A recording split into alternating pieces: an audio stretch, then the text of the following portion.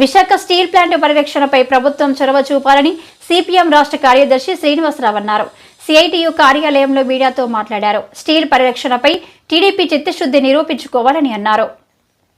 Visakha steel plant ను కాపాడాల్సిన గురుతర బాధ్యత రాష్ట్ర ప్రభుత్వంపై కూడా ఉందని గుర్తు చేశారు.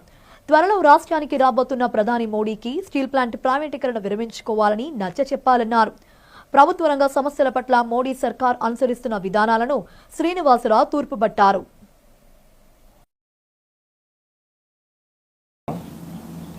నిన్న అసెంబ్లీలో విశాఖ స్టీల్ ప్లాంట్ మీద చర్చ జరిగింది.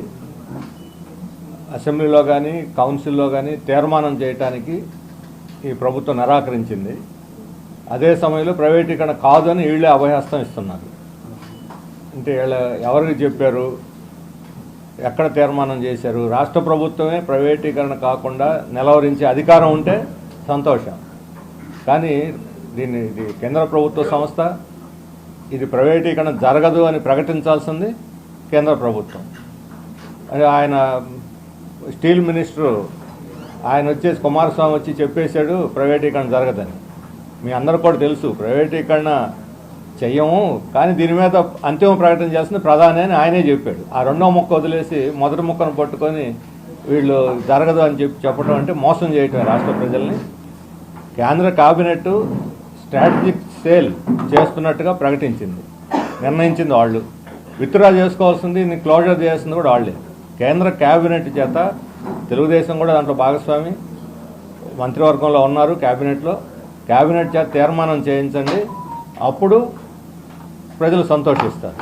ఇట్లా కాకుండా మేము చెప్పేస్తున్నాం ఇది జరగదు అని అంటే మాత్రం అది మోసం చేయటం అవుతుంది. అంతేకాదు దీన్ని ప్రైవేటీకరణ చేయడానికి గతంలో కేంద్ర ప్రభుత్వం 2 కమిటీలు వేసింది. ఒకటేమో ట్రాన్సిషన్ కమిటీ, అంటే ప్రభుత్వ రంగం నుంచి ప్రైవేట్ రంగానికి ట్రాన్సిషన్ చేయడానికి ఒక కమిటీని వేసింది. రెండవది ఎస్టిమేషన్ కమిటీ, అంటే ఎంత వాల్యూ ఉంటుంది ఈ ఫ్యాక్టరీ, ఎంతకు అమ్మొచ్చు అని ఎస్టిమేట్ చేయడానికి ఇంకో కమిటీ వేశారు. మరి ఆ 2 కమిటీలను రద్దు చేయించండి. కేబినెట్ తీర్మానం లేక ఈ 2 కమిటీలు వాళ్ళ పని వాళ్ళు చేసుకుపోతూ ఉంటే ప్రైవేటీకరణ జరగదు అని ఎవరిని మోసం చేయడానికి, ఎవరి చెవులు పూలు పెట్టడానికి మీరు ఈ ప్రకటన చేశారు చెప్పి మేము అడుగుతున్నాం. అందుకని తెలుగుదేశం తన చిత్తశుద్ధిని నిరూపించుకోవాలి. పవన్ కళ్యాణ్ గారు చెబుతున్నారు, నన్ను వచ్చి కలిశారు, వివరాలు ఇవ్వలేదని. రాష్ట్ర ప్రభుత్వానికి వివరాలు ఇవ్వాలా? వాళ్ళు కదా తెప్పించుకోవాలి. రాష్ట్ర ప్రభుత్వం దగ్గర వివరాలు లేవా? పోనీ అదైనా చెప్పడం మా దగ్గర వివరాలు లేవని.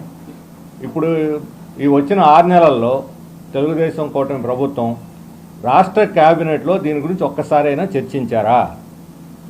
విశాఖ ఉక్కు ఫ్యాక్టరీని ఎలా పరిరక్షించుకోవాలో ఒక్కసారైనా చర్చించారని